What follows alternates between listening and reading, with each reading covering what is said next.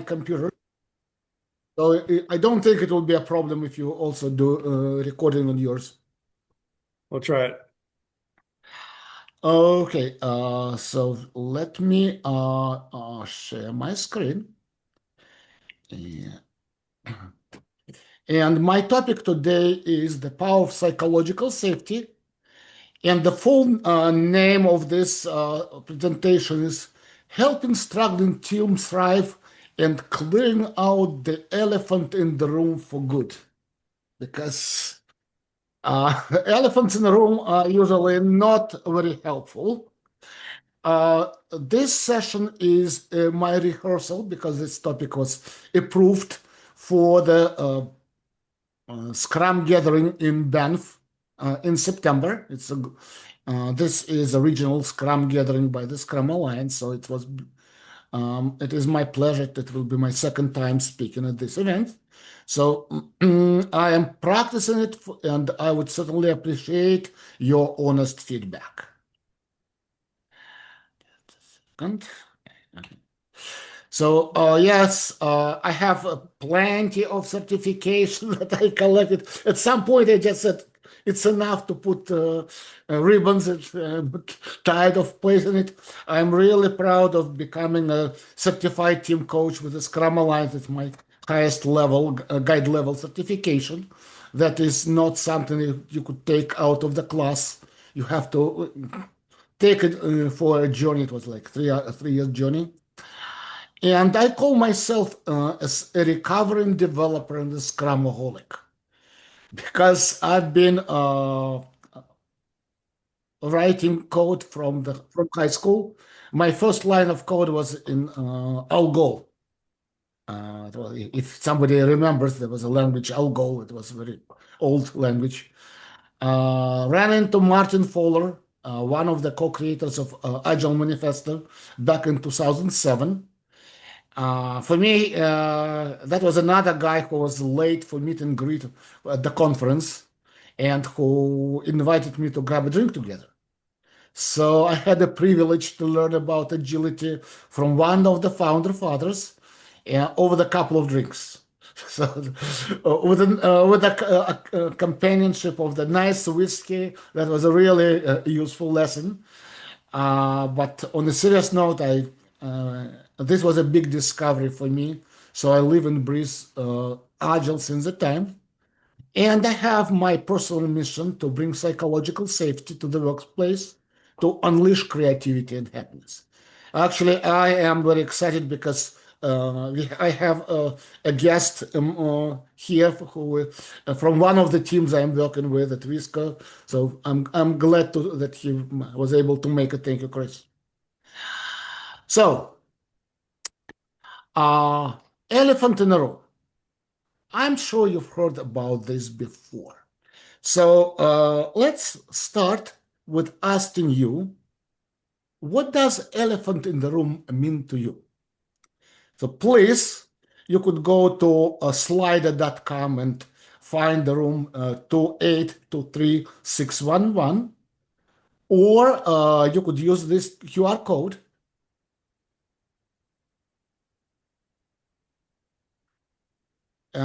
Once you are in, please type in a short answer. What does elephant in the room mean to you?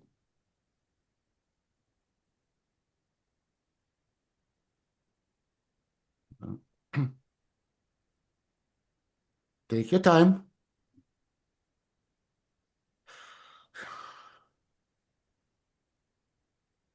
I don't see anybody. Okay.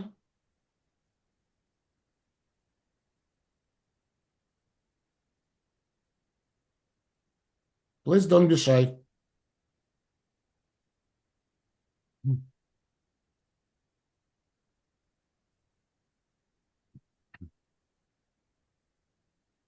Could someone repeat the code in the chat? Sasha, your head is covering the code. 2823611. Let me type it into the chat. Okay, message. Yeah, it's just the very top of your head that's covering it. Main chat 2823611.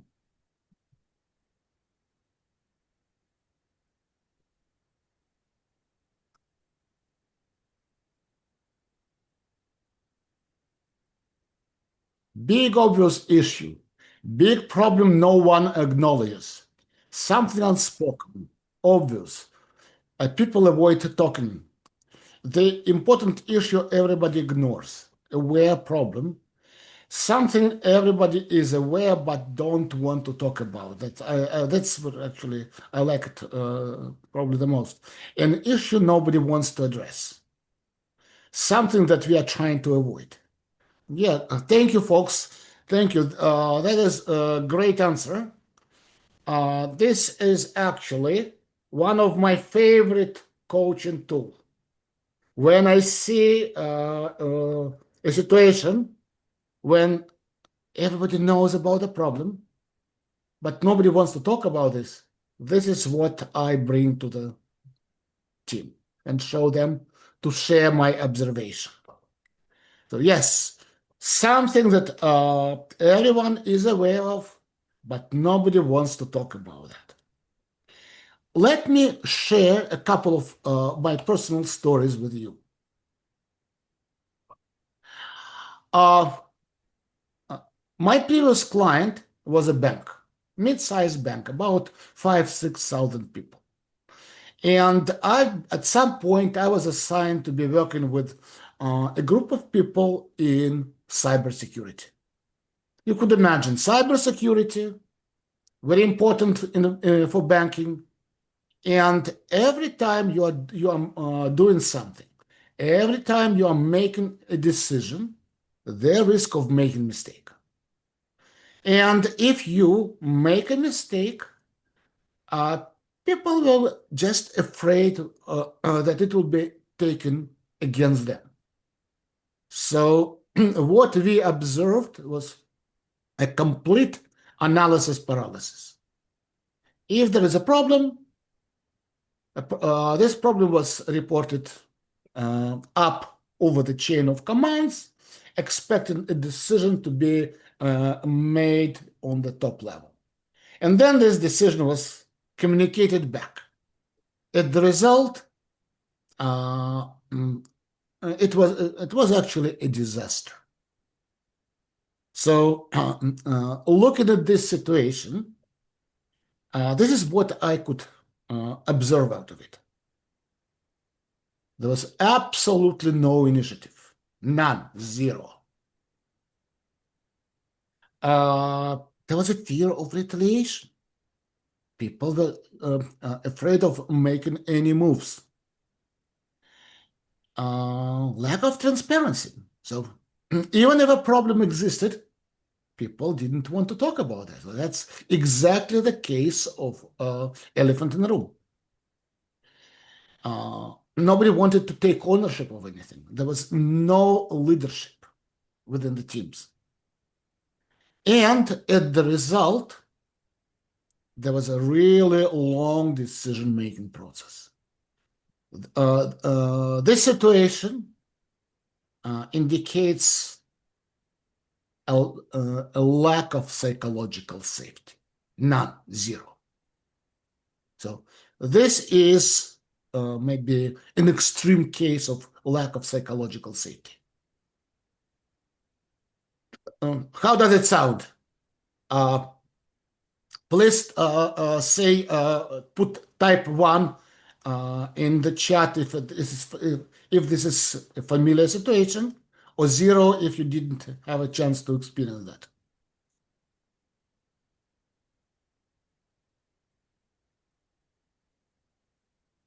Yeah, I see.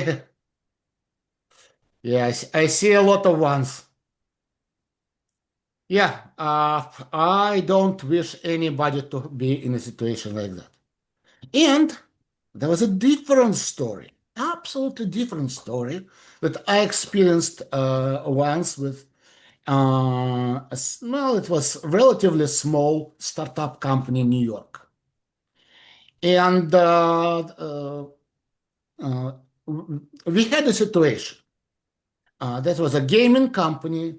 There was a big trade show coming in. And the company made a big announcement that in the next trade show, we are going to present a new revolutionary version of our gaming application. Everybody was very excited. And about a week before this trade show, we ran into a defect. That there was a big and juicy bug. So the whole company came in together to investigate. And it turned out that the problem was not in our code. The problem was in the API that we purchased from third party.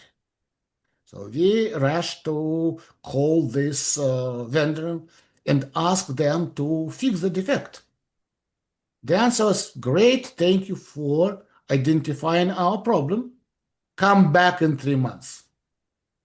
In 3 months. So what we can do?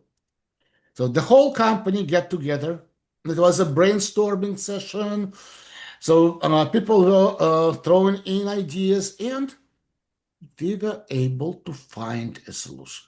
We were able to find a workaround that let the company get away with existing buggy situation and been able to deliver a new version of the game to the customer with some slightly decreased functionality, with the promise to give a free update in 3 months when the fix is available. So the whole company came together and solved the problem. What can we learn about this? That was a situation of the full transparency. And because of that, we could identify the risk earlier. As soon as we found about the problem, everybody was aware with that. We empowered the experts to do their job. And because of this empowerment, they were able to find a workaround. And the team was able to demonstrate very high adaptability under the pressure. We had only 1 week before a big deadline, and we were able to make a decision. And finally, quick decision making. That's what we wanted. So this is an indication of the high level of psychological safety. So, question for you. Would you like to be working in a company in example number 1 or in the example number 2? Please type in the chat, would you prefer to work in a company with situation number 1 or situation number 2? Yeah. Yeah, I see a lot of 2s. I see some 1s. Yeah. Number 1 presents a better coaching opportunity. I'll tell you about that a little bit later. Absolutely. It was a big challenge for me as a coach. So, but let me make a step back, because I'm using the term psychological safety, but I never had a chance to actually define what it is. So let's make a step back and learn a little bit. And of course, I cannot talk about psychological safety without mentioning the name of Professor Amy Edmondson from Harvard Business School. She was the one who introduced this term to the science. Her definition is a psychological safety is a shared belief that the team is safe for personal risk-taking, that the team will not embarrass, reject, or punish someone for speaking up. Long story short, if you have a high level of psychological safety, you could be yourself. You can speak up. You could ask for help. So this term was actually invented pretty long ago. And it was known only in very narrow academic circles. The terms of psychological safety got their second life after Aristotle project at Google. So Google decided to make a research what makes a team effective. And they call it Aristotle because it was his well-known statement that the whole is greater than the sum of parts. So this is what we know about this project. It happened in 2012 and took about 2 years. They looked at over 180 teams and consider over 250 different patterns, like is the team made of people of the same age, the same cultural background? How often the team would go out for lunch? How often the teams would go out for beers? All these different patterns, over 250 of them. And as the result of this extensive research, they identify a psychological safety as this key factor. Only if a team could enjoy the higher level of psychological safety, only in this case they are going to be successful. Okay, great. So how would you recognize it? So the number one sign is team members ask questions. It's okay to say, oh, I don't understand. Help, please explain. It's okay to make mistakes and admit them. Basically, it's not a mistake. It's a learning opportunity. It's funny. We at the company I am with, we just recently, last Friday, we had a P0 defect in production. So the majority of the engineering team got together. And on Monday, we had a retrospective that, oh, this was a blessing to have this defect because we were able to fix it pretty quickly without impact on the customers. But on the other hand, we learned a lot out of it. We learned that we have an opportunity for improvement on the server side, on the infrastructure side, on the client side. So we found a lot of issues because of this defect. This defect helped us to make it visible. And instead of blaming people that, no, thank you, now we know what to do and how to make our product better. We have diverse perspective because we have different points of view. It's absolutely okay to express your concern and don't do sugarcoating. So that's absolutely opposite to the elephant in the room.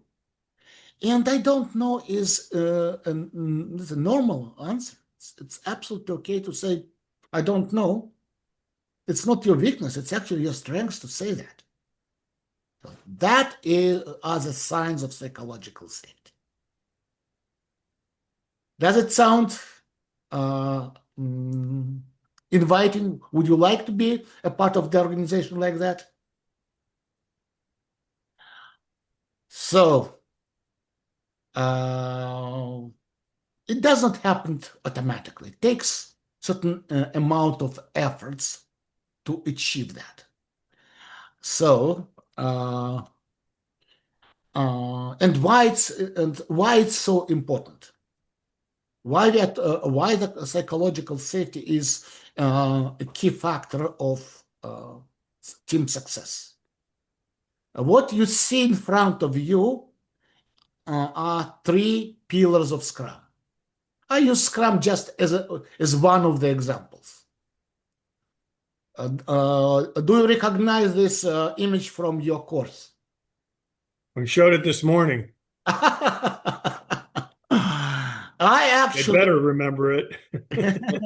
I actually took some liberty because that's a very well-known image. I took a liberty to slightly modify it because I believe uh, these three pillars of Scrum they require some foundation, and this foundation is psychological safety.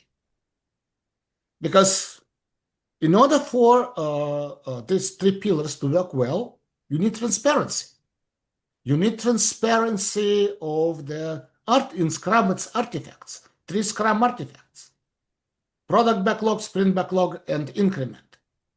The teams have to be transparent for people who are doing the work and people who are receiving the work, so that they would be able to be on the same page and inspect them regularly.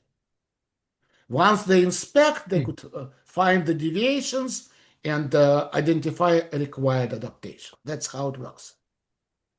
But what will happen if you don't have psychological safety? You lose your transparency. People will sugarcoat.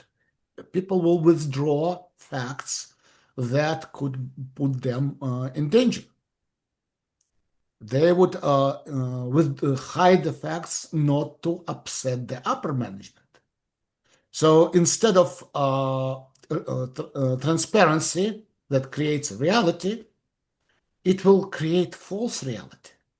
So the whole uh, chain of transparency, inspection, and adaptation will be broken.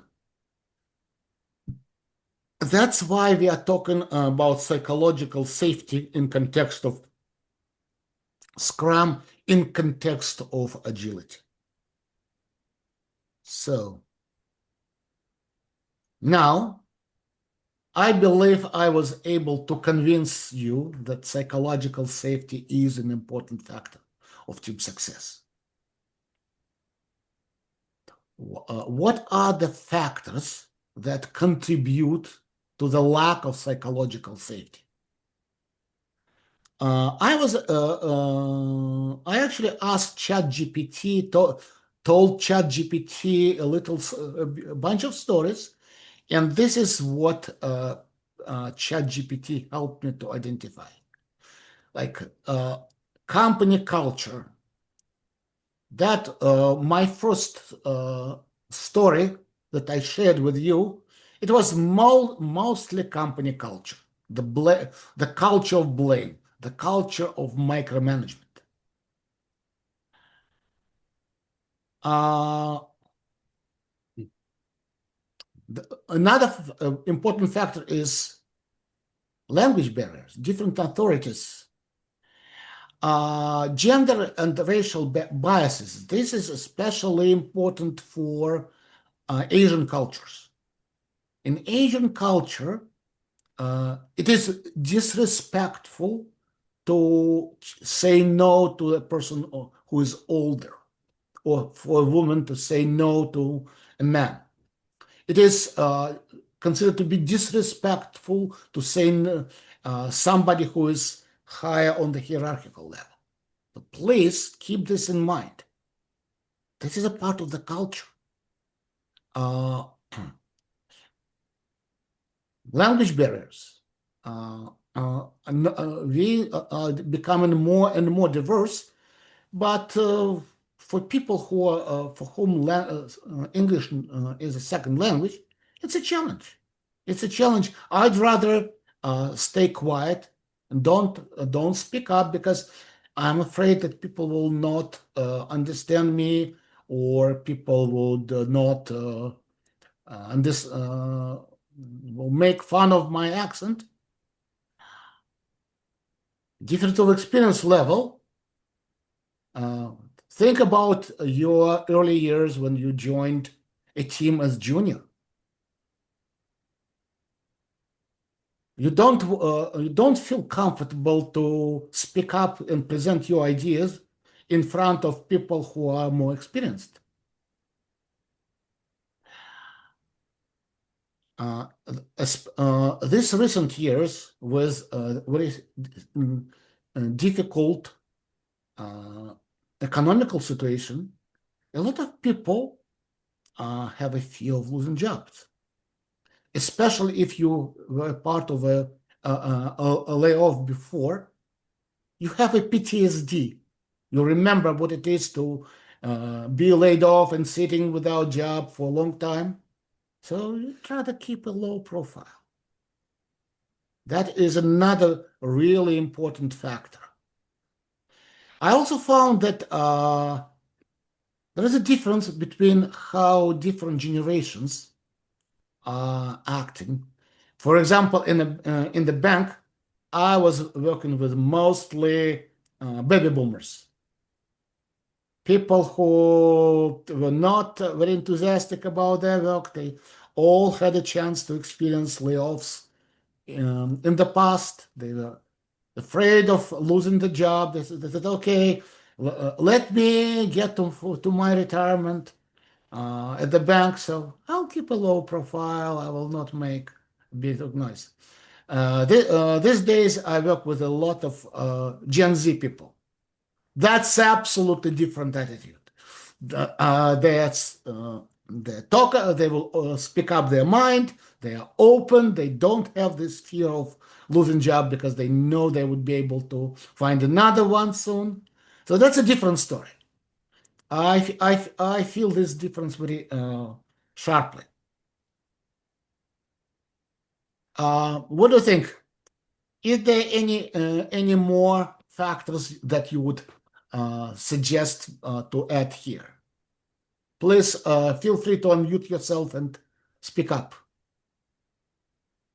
Yeah, I got one. There's information hoarding, where somebody thinks they're going to maintain more power and preserve their own job by hoarding information rather than sharing it.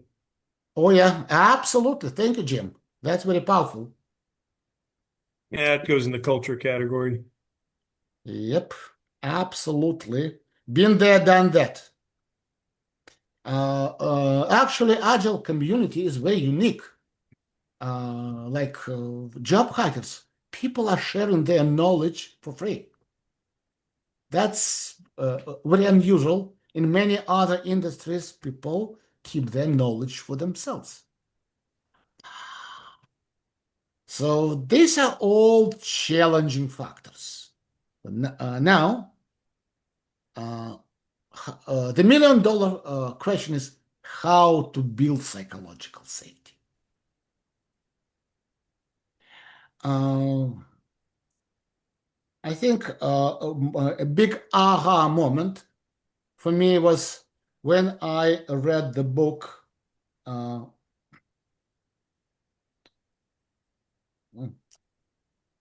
blanking on the name. Sorry, it will come back to me. Uh, mm, so we want to be vulnerable humans as leaders. We want to be vulnerable humans, and we are solving complex problems. Complex problems where it is impossible to plan and predict. We have to sense and response. It does not matter at what level we are. So it is normal for leaders to admit this uncertainty. We are in this journey together. It's not do what I say. I don't know. Let's figure it out together. What I've learned from my personal experience. It is better when leaders speak the last. Let the teams speak up their minds first. Uh, uh, because in this case, they don't have to contradict to the leaders. They don't have to challenge the leaders. And in this case, all these cultural challenges will, I'm not saying go away, but it will be easy on them. So if I'm a leader, okay, I would state the problem and ask the team to talk. Framing mistakes as a learning opportunity. I just gave you an example how we turned the P0 defect into learning opportunity. It's great. It's like a blessing. We just found a bunch of areas for improvement. We learned. Great. And we want to welcome bad news. We're learning. We want to encourage curiosity. What about this? How about that? That really helps to uncover untrivial solutions. And of course, we want to reward picking the people who are speaking up. We want to thank them for delivering, even if it's a bad piece of news.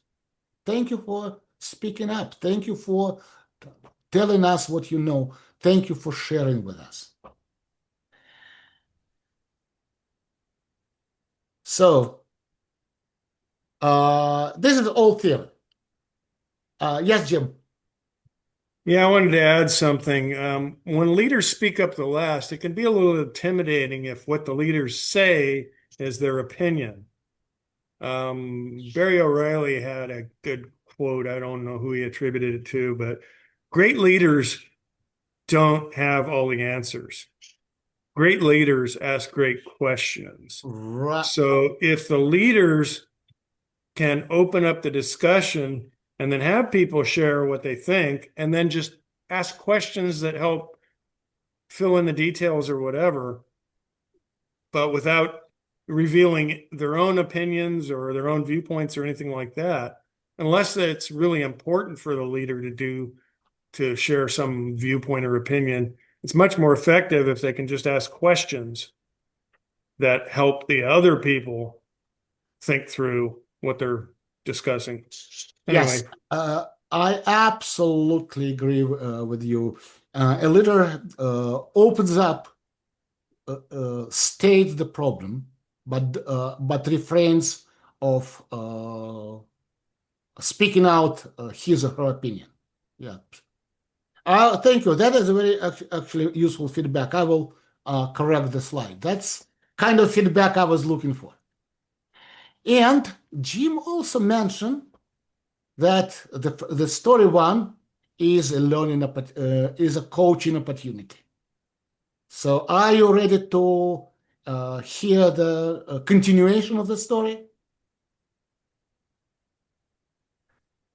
So just let me remind you, we have this group of people in cybersecurity that was suffering for analysis paralysis. So what I did, I shared my observation with the company CTO. Sharing observation is a very powerful tool for us coaches. I shared my observation. He agreed with me. So we came up with a plan. The plan was that one day when the entire group was together, we flew people from all over the country to Omaha, Nebraska for our session. In front of all 80 people, our CTO came out and made a little premeditated mistake, like messed up something with the schedule, something really small. And then, in front of all these 80 people, he performed what we call a failure bow. He set up, made the bow like in a circle, say, "Oh, I failed. How fascinating. What you just learned from that?" It was an effect of the exploded bomb. Like 80 pairs of eyes were widely open. 80 jars were dropped at the floor. Ah, if a CTO could make a mistake and speak openly about that, that means I can do that. Next week, not one, two major security vulnerabilities were addressed. The team felt empowered to make decisions because they lost their fear of making a mistake. That was like a huge breakthrough for the company and for this group. This is the power of the failure bow because it makes it normal to make mistakes as a part of learning and innovation. It's okay. What we learn from the mistake, because sometimes we succeed, sometimes we learn. That is a sign of psychological safety from top down. Sometimes we are talking about psychological safety within a team, and you could achieve a very high level of psychological safety within a team, but if people from above still are barking commands on a team, your psychological safety will go down the drain. We need psychological safety or a sign of psychological safety from above.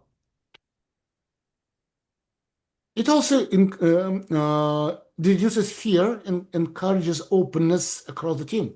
That's what we observed. That's why they were able to address these vulnerabilities. And it demonstrates humility and emotional intelligence. One thing I've learned recently was people are not thinking machines. People are feeling machines that can think. Let me repeat that. People are not thinking machines. People are feeling machines that can think. If we are able to appeal to people's feelings, and if we make people feel good, they could be able to make better decisions. Promotes the growth mindset.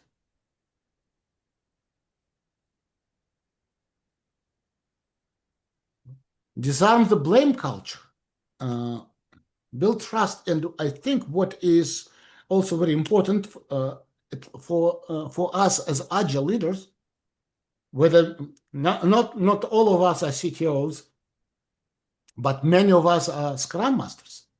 And the teams consider us as Scrum Masters as a person of authority still.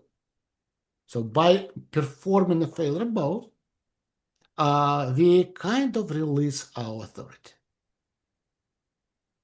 So at this point, I would invite everybody to practice. Let's stand up. Please, let's stand up. Let's stand up. And let's practice our failure bow. I failed. How fascinating. Try it.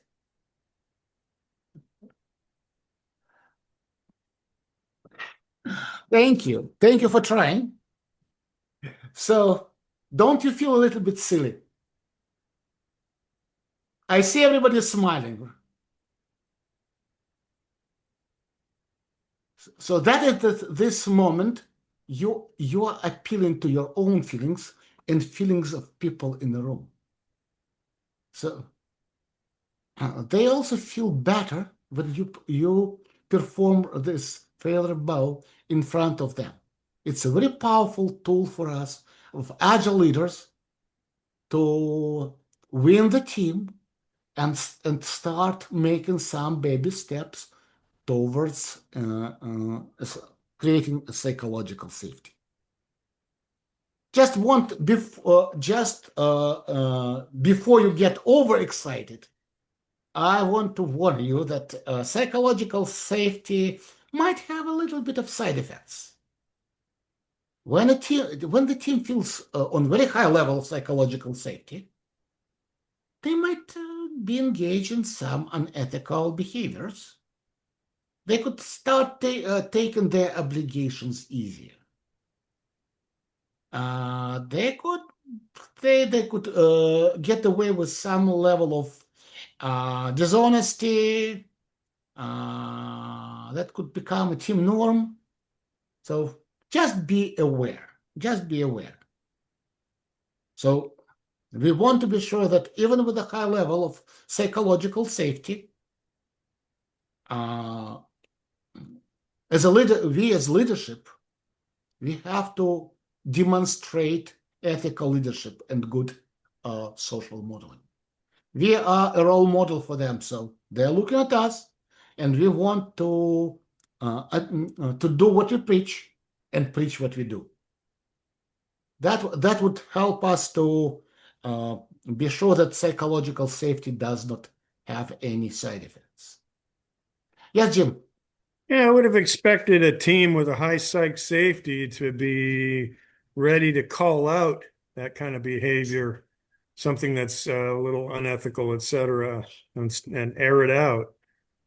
What leads to unethical behavior and especially contagion of it? I would have expected it to be the opposite.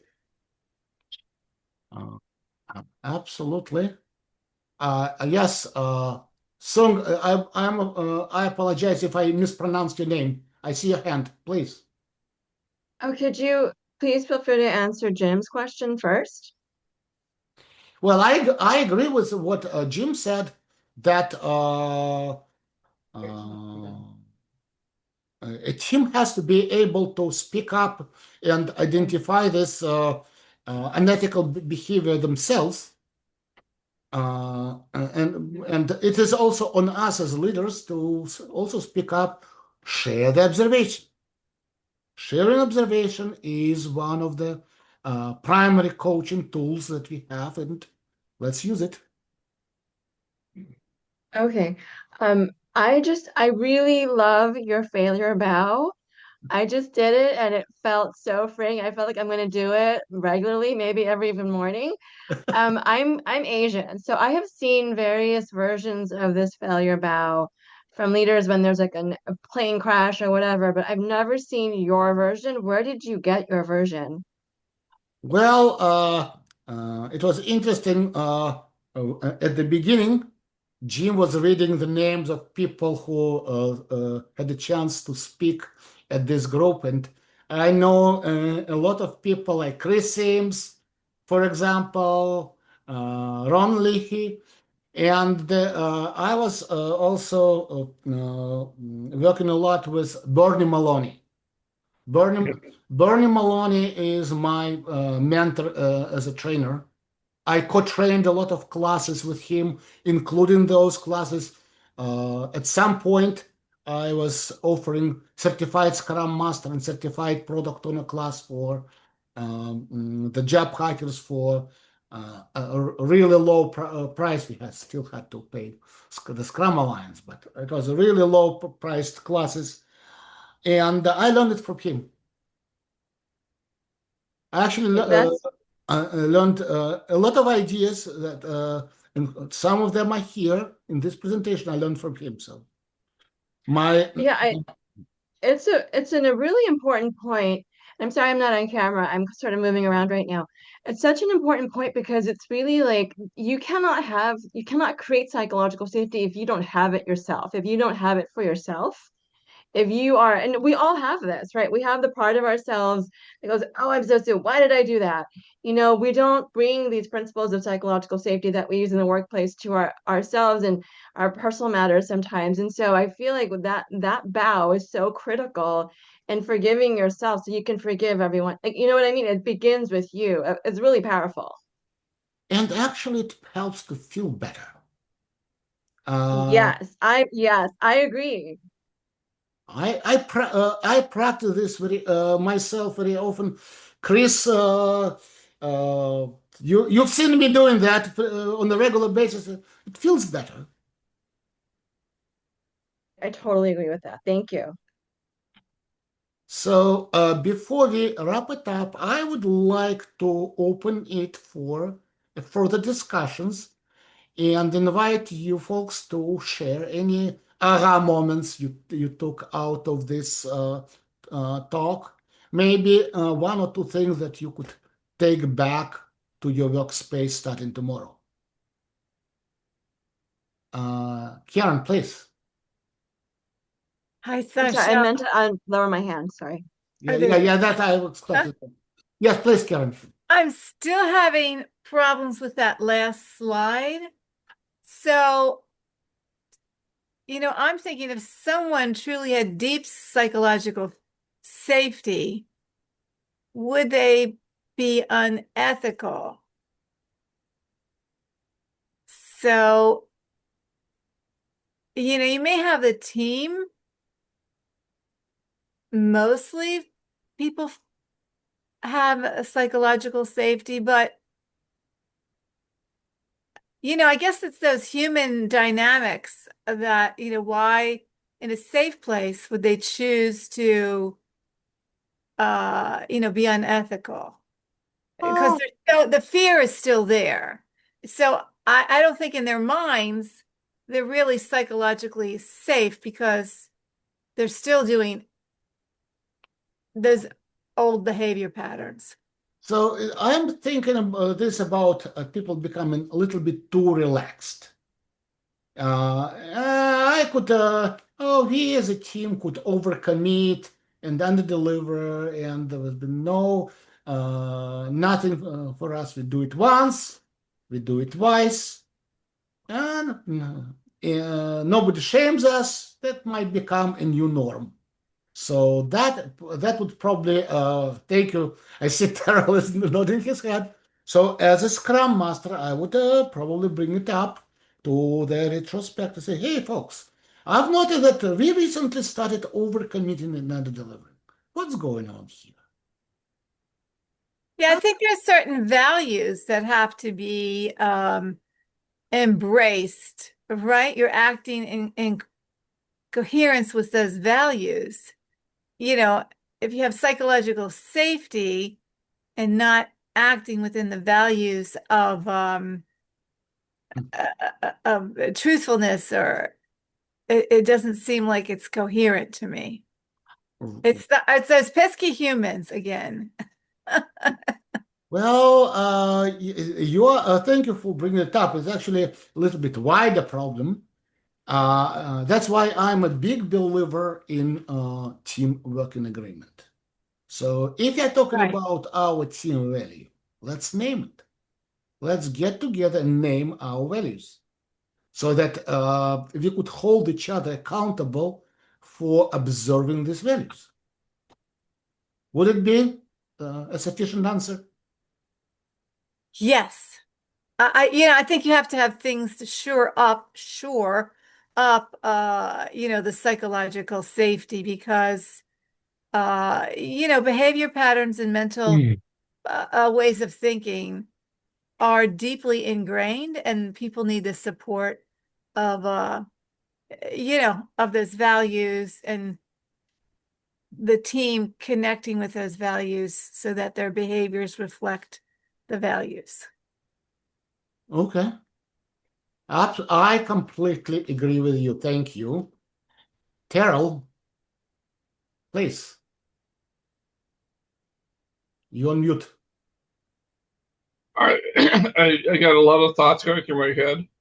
The first one was that leadership really does make a difference.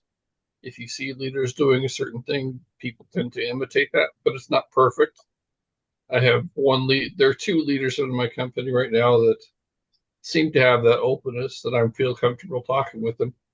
But everybody else, it feels like, oh, if I talk to you, then I'm going to get in trouble or you're going to shut me down. And then what Karen was saying is like about how the dysfunction, it's really hard to overcome that.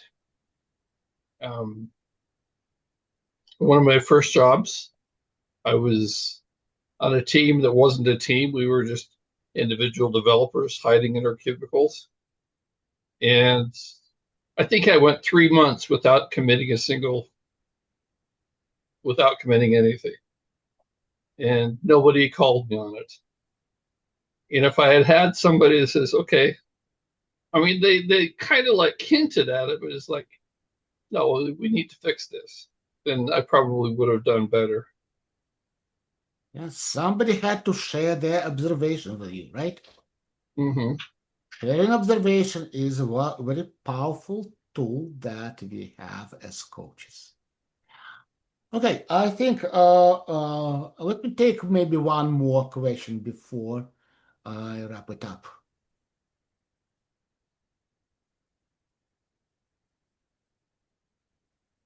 Moshe, this is the second time you are seeing this presentation. Anything in your mind? Uh, so I think also to talk to people about this. As a Scrum Master, also as an instructor, and it's a very powerful thing to uh, to see this growing in a company, to see this growing in your team. And like I think Terrell said, it's not easy to do because people have their basic fears, so to speak. Pretty certain that if I speak, I'm going to introduce something, and it gives me everything will be good. I'm sorry, you are breaking up. It's very difficult to understand what you are what you're talking about. Let's see if we can stop if I hear. Okay. See if this is better. If not, we'll just be quiet. Sorry, sorry, Moshe, but I would gladly take your feedback offline. Please type me, send me a message. I'll be happy to have a conversation. Nina, please. Hi. What I wanted to add is that we live in a culture, or we work in a culture where admitting a mistake is a sign of weakness, and I see quite the opposite, where you have to kind of even brag or hide the fact that you made a mistake or you don't know. So what I want to say, it takes courage to practice all these things. You might find yourself in minority, and people might judge you the wrong way, but I think we should be courageous and do this, because at the end, hopefully it becomes a practice and more people adopt this mentality at work. Absolutely. It takes courage. It takes courage. I don't know. It was difficult for me to do it maybe at the beginning. Uh, Even if I teach a 2-day class, like CSM or CSPL class, I usually made it a habit to find a reason to perform my failure bow within the first hour of a class. And I found that the class, the dynamic of a class is changing after that. Oh, it's okay to make mistakes. Yes, absolutely. It's a learning journey. Please, there is no such a thing as a bad or silly question. Please. I would thank people for any question that let's see how we could learn more from this question. Yeah, that's absolutely. And that it requires some courage from me as an instructor, but it also encourages other people in the room. Thank you, Nina. Yes, sure. With this said, I'll stop sharing my screen and I stop recording.